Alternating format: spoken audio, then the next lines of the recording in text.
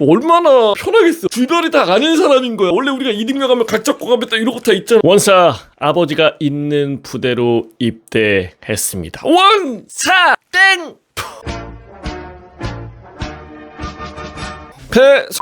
주인 사연이고요. 안녕하세요. 이번에는 2014년 군번으로 땡 기갑 여단에서 군 복무했던 현재는 예비군이 된 30대 초반입니다. 부럽습니다. 30초든 30중이든 20대든 다 부러워. 좀 특이한 이력이 있는데요. 제가 입대하기 전 어머니는 2011년도부터 위병소 바로 앞에 군장점을 운영을 하셨고, 입대하기 6개월 전부터는 어머니가 자리를 비우시면 제가 대신 가게를 보고는 했습니다. 6개월의 시간이 짧지 않았던 만큼 부대 간부님들과 얼굴을 트며 지냈고, 더더욱 중요한 건 저희 아버지는 땡 기갑 여단의 포병 원사로 근무를 하고 계셨습니다. 상사 아닙니다. 원사입니다. 부대에 진짜 한 명 정도 계시는 거야. 나중에 입대해서 한 사실이지만 가족 간 같은 대대에서 근무를 할 수 없다고 하여 저는 기보대대, 그러니까 기계화 보병대대, 아버지는 포병대대에서 근무를 했습니다. 그때 당시에 125중대로 입대를 한 저는 입대 전부터 연고지 복무 제도, 그러니까 이거 같은 경우는 일부 지역만 가능해요. 예를 들어 뭐 강원도 양구, 뭐 경기도 파주 이런 식으로 연고지 복무 제도가 있는 걸 알았고, 신교대 생활을 마친 뒤 연고지 복무 제도를 통해 집 바로 앞 부대로 자대 배치를 받을 수가 있었습니다. 참고로 집과 위병소의 거리는 걸어서 20초에서 30초 정도였습니다. 바로 저기 있는 거야. 엄마!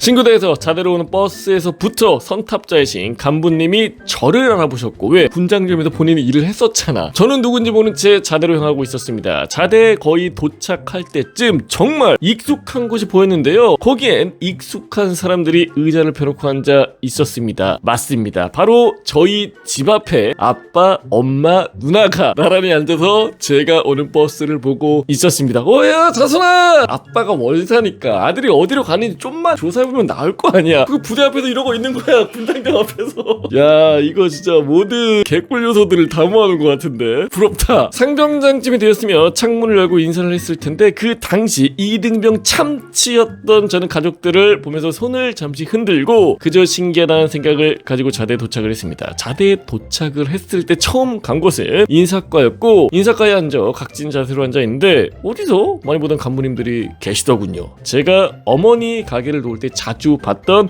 인사과 간부님들이었습니다. 얼마나 편하겠어. 주변이 다 아는 사람인 거야. 원래 우리가 이등병 가면 각 잡고 가면 딱 이런 거 다 있잖아. 다 몰라. 생판 남이야. 근데 갔는데 신속하다. 앞에는 군장점, 여기는 아는 간부들, 아빠가 원사. 최고입니다. 저의 군기가 바짝 들어있는 모습을 보고 웃으셨습니다. 그 이후 식사를 하러 병영식당으로 갔고, 배식을 하던 간부님 역시 제가 가게에서 많이 보던 간부님이셨습니다. 간부님은 너 왜 여기 있냐? 라고 물어보셨고, 저는 자대 배치를 이쪽으로 받았다 라고 대답을 했습니다. 소시지를 조금 더 주시더라고요. 식사를 마치고 제가 지낼 생활관으로 이동을 했는데, 그때 역시 상사분이 저를 찾아오셨는데, 그분은 바로 제가 평소 같이 술 먹고 친하게 지내던 삼촌이었습니다. 그 이제 아버지 후배겠다, 그죠? 그렇게 시간은 조금 지나 첫 신병 추가를 나가기 위해 추가 계획서를 작성해서 당시 당직 부사관 간부님께 제출을 했는데, 저를 부르시더니 뭐라고 하시더군요. 그 이유는 제가 휴가 복귀에 19시 30분에 도보로 복귀를 하겠습니다 라고 써놓은 부분 때문이었습니다. 대부분 뭐 버스나 택시나 가족차 뭐 이런 얘기를 할 텐데, 부대를 걸어서? 뭐 행군에? 처음에는 뭐라고 하셨더니 저희 집이 위병소 바로 앞 땡땡땡 군장점입니다 라고 말씀을 드리니,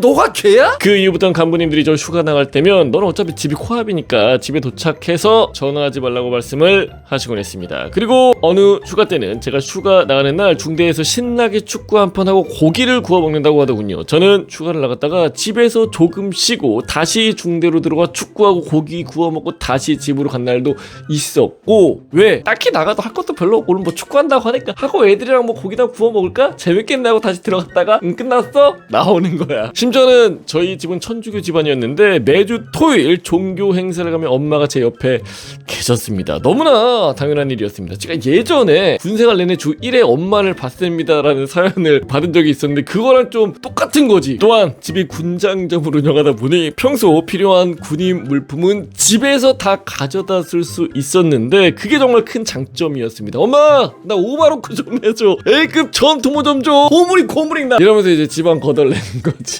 아침 구보를 할 때 내리막길에서 구보를 하다 보면 자연스럽게 집이 눈에 보였고 가끔 부대 순찰을 도시는 아빠나 삼촌들을 보는 일이 다반사였습니다. 언제는 행복 아닌가 위병소 밖으로 제설 작업 요즘에 좀 많이 할 것 같긴 합니다. 우리 장병 여러분들 화이팅! 그리고 잡초 뽑기 작업을 마치고 복귀하는 길에는 꼭 어머니 가게를 들려 얘기하고 커피 한 잔 마시고 복귀했던 기억이 납니다. 왜? 부대 앞에 복귀하기 전에 행복 아닌가 바로 여기 앞에서 커피 마시고 아유 우리 아버지 잘 알지 형이야 형님이야 더 있다 와. 전역할 때쯤에는 부모님 포함 저희 대대 여러 간부님들이 전문 하사를 하라고 말씀하셨으며 대대장님 또한 저희 아버지를 찾아가 꼭 전문 하사를 시키게 해달라고 부탁까지 하셨다고 하더군요. 하지만 저는 빨리 전역하고 싶었고 여러 사람의 전문 하사 권유를 뿌리치고 무사히 전역을 하게 되었습니다. 전역 후에도 간부님들 아니 이제는 다시 삼촌으로 돌아온 그 삼촌들과도 연락을 하고 지냈으며 전역 후에 추석이 왔을 때도 대대 체육 대회를 하는데 농구 심판 볼 사람이 없다며 행복한님께서 전화를 하셔서 심판 보러 부대에 들어간 적도 있었습니다. 참고로 저는 농구 선수 출신이었습니다. 이러면은 좀 어느 정도 이제 이해는 되지.